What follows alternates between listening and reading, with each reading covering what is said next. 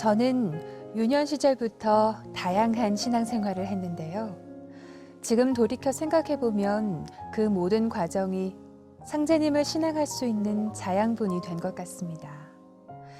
부모님의 영향으로 천주교를 신앙했던 저는 성인이 되면서 불교에 심취하기도 했는데요. 하지만 마음의 안정을 찾지 못했던 탓에 급기야 무속신앙과 깊은 인연을 맺었습니다. 마치 일상생활과도 같았던 무속신앙에 더 이상 만족할 수 없다고 판단한 건 수년이 흐른 뒤였습니다. 모든 일이 마음먹기에 달려있다는 사실을 깨달았기 때문인데요.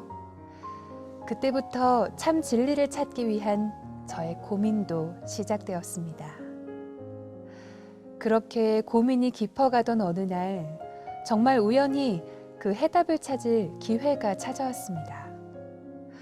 지인으로부터 서울 코엑스에서 개벽 대강연회가 개최된다는 소식을 듣고 호기심에 참석하게 된 것이죠.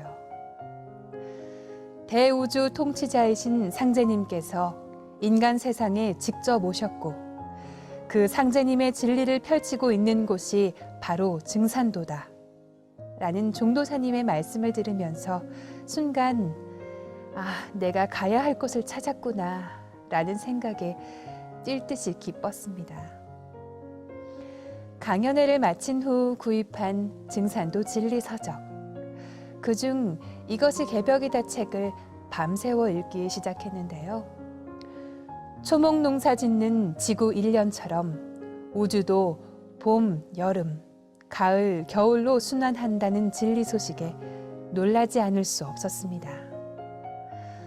사람 농사 짓는 것이 목적이라는 우주 1년 소식은 그 어디에서도 들어볼 수 없었기 때문이지요. 책을 다 읽은 후 증산도 진리를 공부해보고 싶다는 생각이 간절했습니다. 그러던 어느 날 강연회에 초대했던 지인으로부터 한 통의 전화를 받았는데요. 마치 제 생각을 읽기라도 한 듯 참 진리를 전하면서 멋진 인생을 사는 사람이 있다면서 만나볼 것을 권유하는 것이었습니다. 며칠 후 설레는 마음으로 달려간 약속 장소. 증산도를 신앙하는 도생이라고 자신을 소개한 그분은 온화하고 밝은 인상을 가진 분이었습니다. 약 2시간이 넘도록 상제님 진리를 전해주었는데요. 상제님 진리를 전하는 모습이 진실해 보였고 신뢰감을 느낄 수 있었습니다. 또 그 도생님은 태울주와 운장주에 대한 설명과 함께 메모지에 주문을 적어주면서 밤낮으로 읽어볼 것을 권유했습니다. 사업을 하면서 늘 두렵고 초조했던 저는 그분의 말씀에 확신을 갖고 주문을 쉬지 않고 읽었는데요. 그러자 마음의 평화가 찾아오면서 문득 대전 태울궁에 가서 도생님과 함께 새해를 맞이하고 싶다는 생각이 들었습니다. 그래서 망설임 없이 전화기를 들었고 도생님과 대전에서 만나기로 약속을 하였습니다. 1월 1일 새벽 태울궁에서 사배심고를 드린 후 상제님 어진을 올려다 봤는데요. 그 순간 강렬한 기운을 느꼈습니다. 그분과 점심 식사 중 진리 공부를 하고 싶다는 말을 조심스레 건넸는데요. 제 결심을 들은 도생님은 지인이 있는 증산도 서울 영등포도장으로 인도해 주었는데요. 그 이후 시작된 진리 공부와 21일 정성 공부.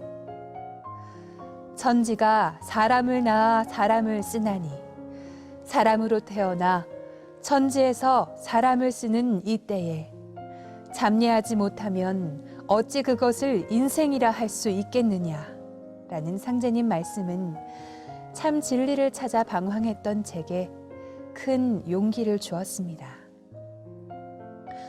또한 대전 증산도대학교 교육에 참석하여 받은 은혜와 감동은 지금도 생생한데요.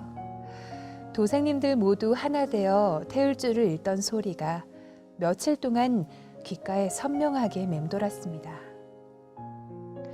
그 후 도장에서 수행할 때면 치성 중에는 상제님께서 저를 향해 웃으시는 듯한 느낌도 받았는데요. 상제님의 도생으로 새로 태어나는 입도식 날. 그동안 지나온 일들이 주마등처럼 스치면서 뜨거운 눈물이 볼을 타고 흘러내렸습니다.